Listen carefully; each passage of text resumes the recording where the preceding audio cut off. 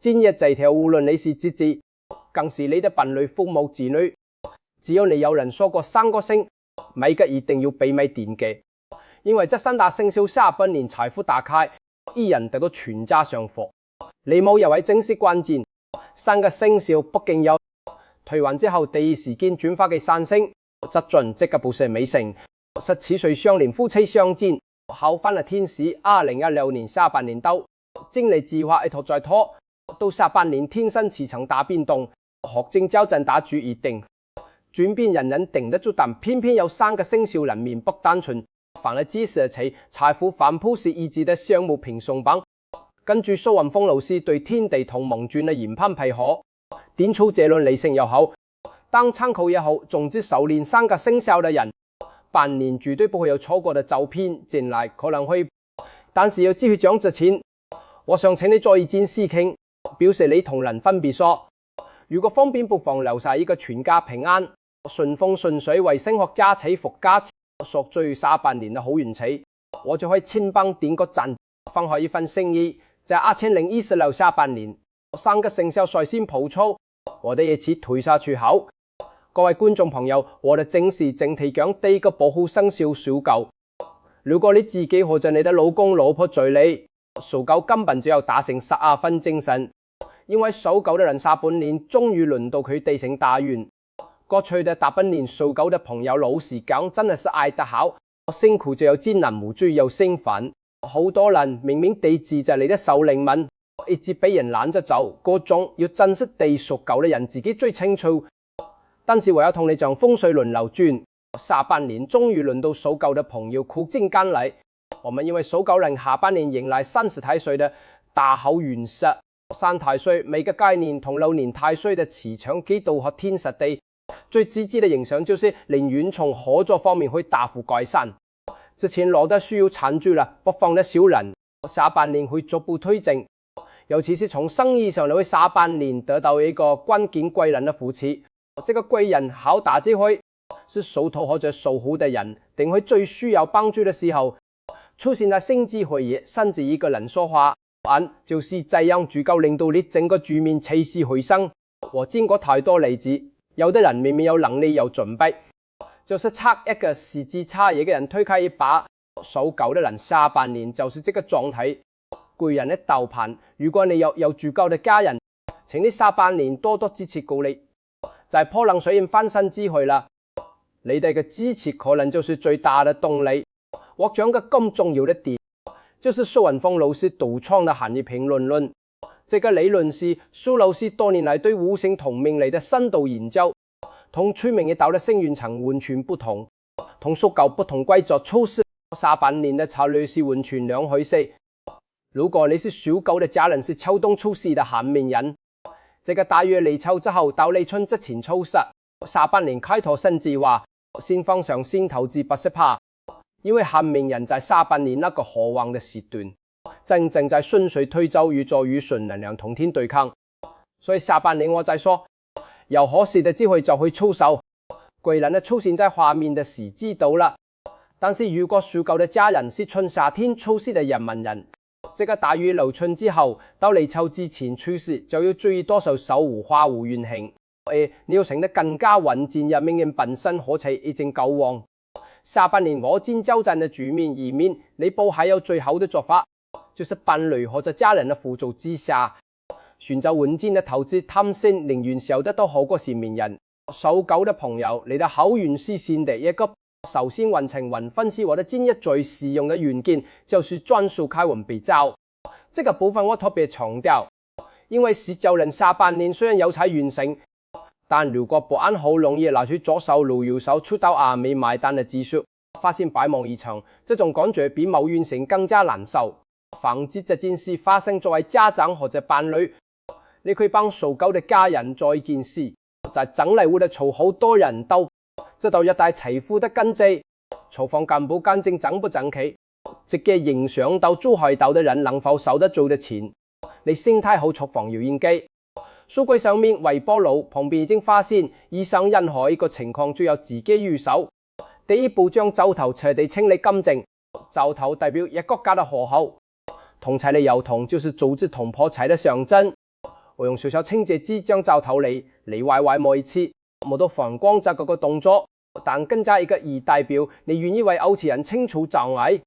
開通材料背部在灶頭旁邊或者廚房嘅灶房一個爐爐，或者簡單的放一杯清水。葫蘆在風水上有化生蔬菜的作用，清水就代表淨化同穩定。每周換一次水，保持水質乾淨清澈。這個動作是用來瓦解廚房人民的火，同時穩定財富，防止下半年小心帶着投資上的，又或者被人走手拖手。這個方法成本地位零，但效果好多人試過都係有用。重要的原因，我要提離廚房人員或者電器幫助的問題。下半年一定要換走或者丟掉，壞的人流就代表壞的磁場。你一個包衣一個動作本身就是一個壞的天，你準備好做生意做鋪設。最後我要講一句很重要的說話，你幫屬狗的家人做你的開運動，做被洗洗乾淨，而是你願意為出這個才運出一分的這份心。家人，你關心我，我關心你，這份溫暖的磁場最強大的改運力量。家人鴻運就是鴻運，你今日幫佢製造呢份財，聽日住華商谷家都社會好，將遠水狗的長線嘅同意。我相信大家已經對下半年的報告有一個清晰概念，但是夠仔細的一個跟住努力，仲有人翻身翻數的開運方法，我的英語繼續下去。下個星期輪到邊就你到未？好，各位觀眾朋友，我哋等完第一個屬狗跟羅你，第二個寶虎生肖在屬虎。如果你老公或者正在創業的，即下半年一定要提醒保持敏銳度，因為即將就偏財打完，好容易旺財遭受偏財和正財也沒分別。正財是你返工作過於粗量，股份穩穩陣陣定有錢，偏財就不同，偏財是意料之外的收入，賺到了錢式投資回報，但殺出了一個機會。屬虎的人下半年在行你釣魚，不是靠事做難做，也靠眼光靠膽的朋友本身性格已經夠果斷夠爽快，平時就會行動派，但過去一段時間可能受於大環境綁手綁腳，想又不敢有下半年市場會出現新的機遇，特別是新華字新行業或者的傳統，但正在進行的另外一面，屬虎的人能夠亂中取財，大殺四方，可是天生有一種超過，知道邊度有潛力，知道幾時要衝。只是要收下半年這個偏財星，就是為他的度身定做。但是我又提一提天財家來得快，處得都可以好壞，所以你作為人，沒有男女的也是要有幫助的。提出嗰時，那個時候就要廣泛涵蓋評論的家庭應用。如果你屬虎的伴侶或者子女是秋冬出世的寒命人，下半年你可以適度支持各地去創業，或者開展新項目和令人本身需要合理兩顧下半年真正是火旺的時段的能量同天適配的第一反應，就是你先聽了解下。如果覺得合理就推開這一把，因為寒命人屬虎下半年是難得一遇的爆發期，你的支持可能在你成功的最後一塊拼圖。但是如果屬虎的家人是春夏天出世的入命人，講住了就不同入命人，本身我且已經夠旺盛，再加下半年的合運是紅上加旺，但望過頭有時會充分，頭腦處可能會過於樂觀，比得太美好不是風險。那個時候家人的主事在做財務上的防守把關，你可以溫柔但堅定，這個項目分階段進行，你不需要打擊住你，而是做去這個殺錯刺等住你衝的時候不會失控。一個好的家庭組合從來都是有人進攻有人防守，先成的遠靠講完文字分析，有到最時源的開運比較緩嘅。今天所有人遵守開運方法是客廳、催菜、飯廳是一個五體長風聚氣的主要場所，該承接外來磁場的第一道關口。屬人下半年偏財，但偏財屬虎動機器，如果某一個穩定的位置去接收同樣聚的錢，最好是掛運，所以你要去客廳的西北方入手，因為2026年3年的財星為真，西方具體頂就你首先客廳中間兩個指南針引出西北方的準確位置，然後位置擺一個你要發財數揾年青或者歸備中電者有理中引水水中，因為理中代表紮實，代表根基偏財有一基礎處，理中直接就是各個城市配。大魚的意思是招攬同納，而便越大魚圓潤偏財的能力就越強。如果你覺得打比較麻煩，也可以用一個綴寶盤代替人方的或者水晶，同樣把四比方效果一樣好。擺好之後，每次身經過客廳可以輕輕摸或者旺財就手穩保路。這個動作不是迷信嘅心理人幫你，或者能保持對偏財智慧的證據接受你。最後，我想講屬猴的人下半年是充滿可能性的。佢這個偏財運不是靠定靠抓，這一回出現的時候可能只是殺你到就抓到就。所以你作為歐洲人最重要的任務，就係提醒你眼睛消息心動上第一時間去了解。就是這個世界永遠是膽大心黑的人，養屬猴的人本身就是這種材料。下半年只是需要一個合適的舞台，好等完，好跟住攞你第三個報復生肖有翻升至。好，各位觀眾朋友，第三個報復生肖終於登場，就是屬猴。如果你可有子女準備轉行，準備幫學計劃去外地發展，定要一下，因為下半年的這個變動，反而會帶來自家的財富奇蹟。屬猴的人，以上同事型的長戰青是天生在世節變化人面人士的人。2016年12年後能逢一馬星動元屬性，代表走動，代表遷移，代表變動。有句話叫做不動不發，愈動愈發。對於有的人嚟講，下半年有沒有機會？如果你屬猴的家人正計劃出差，諗問開拓新市場，甚至只轉一份工，把一個性格你的全部都是猴兆頭，代表着即將踏入一條瀑布財政的通道。這變動會帶來財富，因為以馬星本身流動性最美，定人是人要跟着出走。當你喺處於穩定狀態下來，磁場就會變得矮窄，材料都會跟着倒縮。但一旦開始移動，無論是身體上的移動和生活軌跡上的轉變，都會啟動新的磁場，將原本封住的門路重新打開。屬猴的人本身就有那種實做的實際本色，先看正面特別容易走到智慧點，會用最短時間密數過程，然後從中獲利。不過同樣要留意寒熱平靜的分別。如果屬猴的家人是秋冬出世的寒冰人，下半年的馬運的獎就是異常於寒命人，需要獲得兩爪，移動同變化本身屬於火的動能，所以律動越旺越走越順。你進取地突然話想轉工，想移民，想高升上模，不用太擔心，反而應該支持佢哋，因為這個就是這個黃金窗口。但是如果屬猴的家人是春夏天出世的陽明人，就要留意命人本身能量已經夠強，再加上馬上的推動可能會過於急促，未睇清楚就排除佢。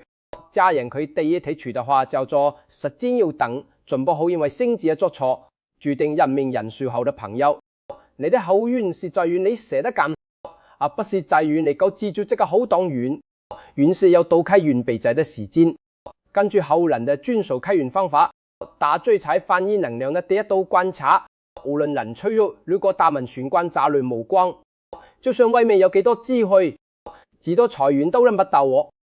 所以你要幫所有的家人做件事，作為清理大門玄關，首先將玄關所有雜物清走，丟下廢置無用的雨傘，對着幾年的傳單全部丟掉或收好，然後用濕不乾淨地面門口持光線工作。如果本身照按佢嘅家陣設定，從此開出代表光明人路。完成資本清字之後，就要走最重要的一步，就係門口擺放一塊金色或者咖啡色的地。金色代表財富，咖色代表大地同穩定，兩者可作將浮動的天才轉化為實際的收入。地準備好之後，地下植物米或者料米都得願意開門見齊。古銅錢本身有掙扎和招財的作用，壓在地米了一家大事出路，都踩在不斷重複那個招財的線口。等的人每次出門口都帶着好運出去，每次入門口都帶着財富翻嚟。最後我想講屬猴的人下半年是屬於運在的天下，不怕兵不怕生不怕遠。你作為戶口人最重要的支持就是戶某托做地，反而要幫他們紮好的背篓，等他的城得安心走得放心。你幫他們清理好玄關，鋪好地就已經是送一份最長的祝福。必決地好，各位觀眾朋友。今天同大家講完三個報復生肖9屬猴屬猴的下半年各有各的路數，各有各嘅開運方法。我相信大家心裏面都已經有個底。不過輪到尾，我想同大家講句心裏話：三分天注定，七分靠打拼。這個說法我誠意倒替，因為命理風水從來都不會將你踩到定運道，而是幫你揾一條路，踩一個步伐。然後自己嘅興趣好運勢，好先係配合意，都需要好風水輔助。但最根本嘅始終係你同一個人之間過分關心和支持。今日你願意為守舊的家人清理廚房，為守護的家人擺好客廳，才為守舊的家人鋪好大門的磚。你都不單只是風水動作，